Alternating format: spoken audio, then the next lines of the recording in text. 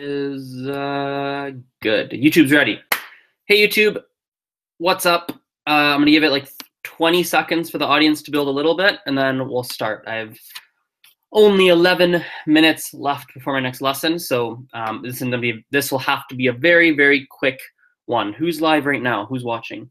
Amanda's on Instagram. Cool. I wish I could see on YouTube who is watching. Oh, perfect. One's watching on YouTube.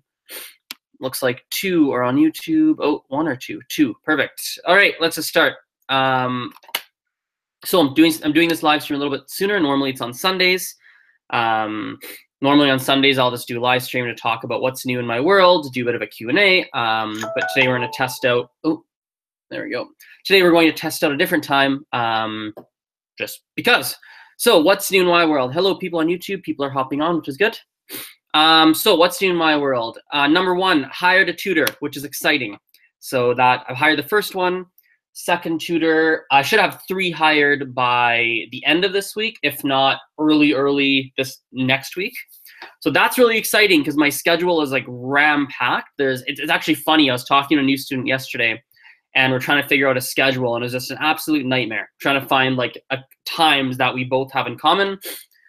So it's going to be good to have tutors on so I can start to pass some students off and open up more space in my schedule. And that's going to be the new formula test. So I hire some tutors, pass some students off to them, make some money, not very much, make a little bit of money off the tutors. But then my focus is on filling my calendar up again. Then I'll be really full. I'll pass some students off to tutors, fill my calendar. So I'm always filling my calendar. So my source of income is coming from landing new customers.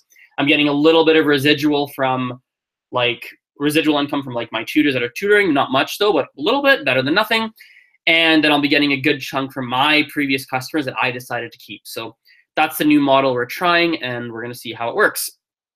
That is the biggest thing that is new in my world, but there's a bunch of other things too.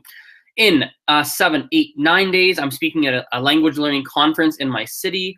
The audience is going to be basically made up of school principals for language schools. And I think some language teachers, if I remember correctly. I'll have to check the email again. But that's something that's happening on the 14th of October. It'll be the first conference that I speak at, and I'm excited. There's another conference I'll be speaking at as well. It's 90% locked in stone to be in February, I believe. I will keep you guys posted on that. That's actually an online conference. That one you guys can actually probably hop in on versus the Saturdays in my city. So you guys, or next Saturdays in my city, so you guys may or may not be able to actually be there. So that is new. Really exciting stuff coming down the pipe. I'm going to Toronto, so a city on the east side of Canada, in about coming right up, 6-7 weeks here I'm going. So actually 6 weeks I'm leaving. So that is for someone's essentially quote unquote bought me out for a few days. They're paying for my flights, paying for my hotels, they're paying for my food, and I'm doing intensive French lessons with them. So that's what's new. By the way, Robert White, I see your question. I'm going to answer that in a second. Excuse me. That's what's new. Let me just look at my calendar. Helps me look at my calendar to see what else is new. I'm seeing a movie today. Seeing Blade Runner 2049, I think it's called. 2049. That's going to be exciting. Seeing that tonight. What else is new? Move this so I can see the rest of my calendar. Yeah, those are...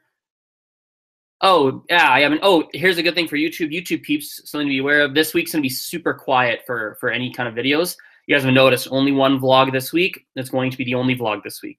This will be probably the only other video I make this week, likely. Maybe I'll make another, but it's going to be a quiet content week for YouTube. Instagram, you guys will actually a little bit quiet on Instagram too. A little bit quieter there too. Not super heavy. Yeah, taking a little bit of a quieter week for online stuff, but. So that's that. Apart from that, should we announce this now? No, I'll hang on to this announcement for a little while. We'll hang on for a bit. Okay, now we have a question on YouTube.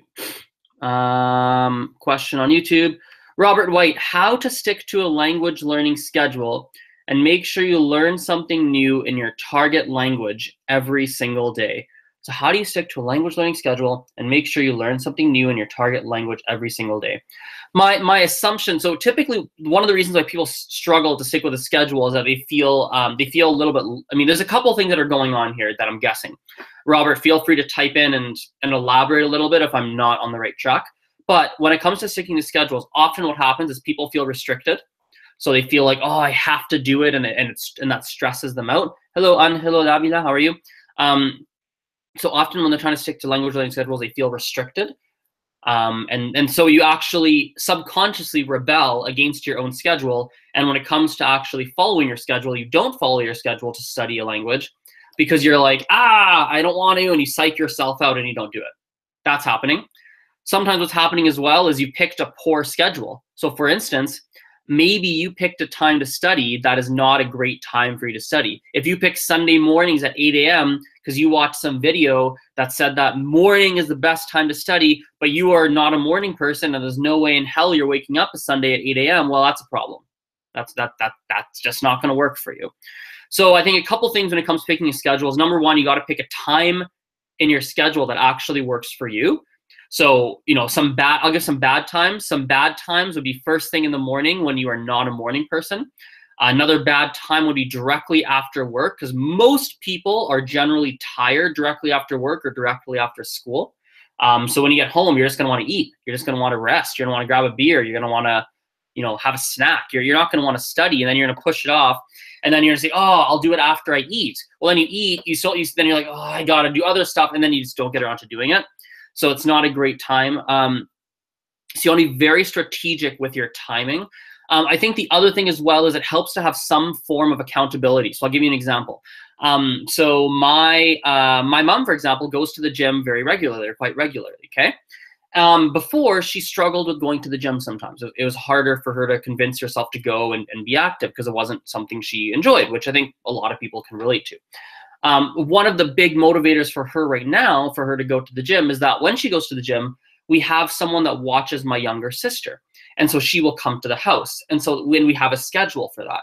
And so what that does is that my mom now has an external accountability to actually go to the gym. Because she's like, oh, yes, so-and-so's coming to watch my daughter. And like, because they're here, I've got to actually leave the house and work out because they're coming to babysit and whatever. So so having some sort of external drive or external motivation or pressure to make sure you follow your schedule is a really good idea. Lots of ways you can do that. So you can tell a friend, you can tell, like, lots of ways you can do it. That is a good strategy.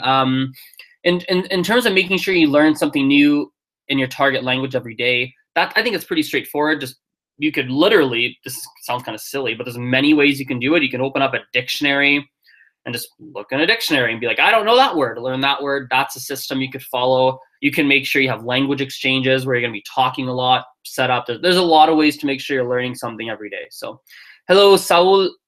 I can't pronounce your last name, bud. That's not going to happen. I have 60 seconds on this stream left, and then I'll have to hop up. Actually, I could probably save some time, and I can maybe do 90 seconds remaining.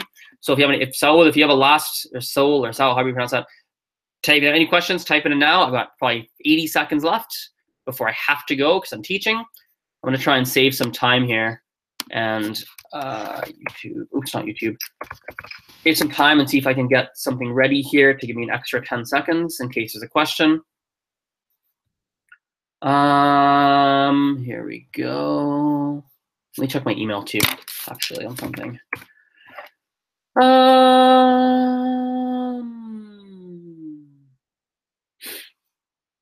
What? Pre-approval? It's a weird email. Anyway, any question came through? Nope, no question. Oh, here we go. Go get him, Azren. We're rooting for you out here. Well, let's leave it on that note. Thank you for that comment, Sel. And I'm going to end the stream. Goodbye, everyone. See you, Instagram. See you, YouTube.